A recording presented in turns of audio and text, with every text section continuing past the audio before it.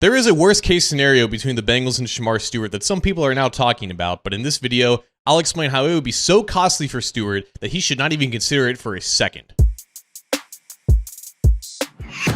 Hi again, Bengals fans. John Sheeran of A to Z Sports Cincinnati here, and since it's been brought up multiple times around the internet, I figure we might as well talk about the doomsday scenario with Shemar Stewart and the Cincinnati Bengals. Stewart has not signed his rookie contract yet, and everyone in Cincinnati already knows that. He doesn't want to agree to certain default language that the Bengals want to include in his deal to start a new precedent for rookie contracts and just any contract going forward. It's a very contentious situation, and I don't think either side is going to budge anytime soon. But if the worst case scenario does happen, and Stewart just decides to never sign that deal, and the Bengals never even adjust it, he can re-enter the 2026 NFL draft. And by doing so, he could avoid playing for the Bengals altogether, as the Bengals would not be allowed to draft him in the 2026 draft. And honestly, if this actually does happen, I highly doubt the Bengals will want to draft him again anyways. But all of this is true. This is actually an option that Stewart can take if he's actually serious about holding out for the Bengals and not giving in to any sort of demands. The downside for the Bengals is very simple. They only had 6 picks in this year's draft, and if this were to happen, they would only basically have 5, as they wouldn't have a first-round pick to use for the next 4 to 5 years. As for Stewart, this would prevent him from signing the deal with Cincinnati, but he wouldn't be allowed to play football for the entirety of 2025 until 2026 comes around. He can't go back to Texas A&M and play another year. I don't even think he could play anywhere in college unless he sues the NCAA. But again, this is a last resort scenario for Shemar Stewart if he's really serious about this. And no one is alleging that Stewart is actually considering this as an option. I mean, his agency and his camp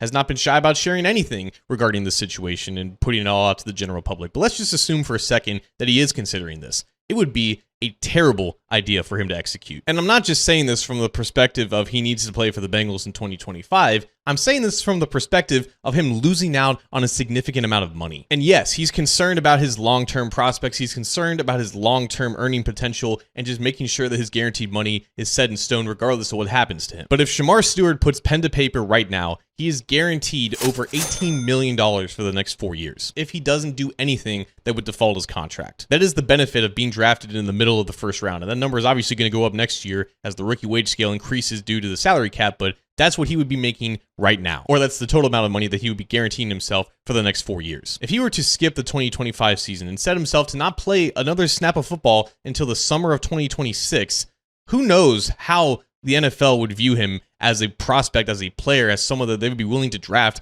anywhere in the early parts of the draft. Because he was drafted 17th overall after 3 years of college football.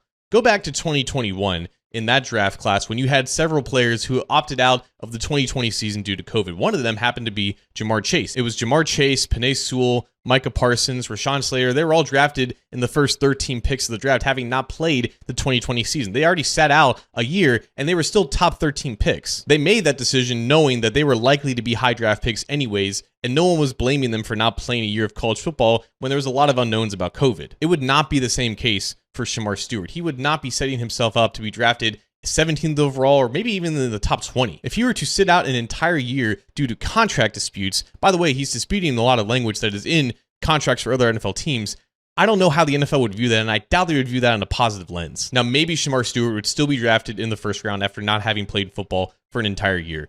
Would he go as high as 17th overall? I highly doubt it, though, because not only do you have this red flag for him not wanting to play football, he was already kind of a risky prospect in terms of an actual player. He was already not a lock to be drafted in the top half of the first round like the likes of Chase, Sewell, Slater, and Parsons were, because they were just better prospects in general coming out of college. Stewart's entire player profile is surrounded by the idea that he needs more reps to develop, and if he's not going to get on-field reps for an entire year, is that even worth a first-round pick? The difference between being drafted in the middle of the first round 1 year and then being drafted outside of the first round entirely the next after you re-enter the draft can be $10 million or even more. That is such a huge risk that I really doubt Stewart would actually want to take, and especially I don't think his agent would want to take him because, mind you, Stewart pays his agent. So when you see this topic come up around the Shemar Stewart debate, know that it is an actual possibility for him to take. But is it a smart one?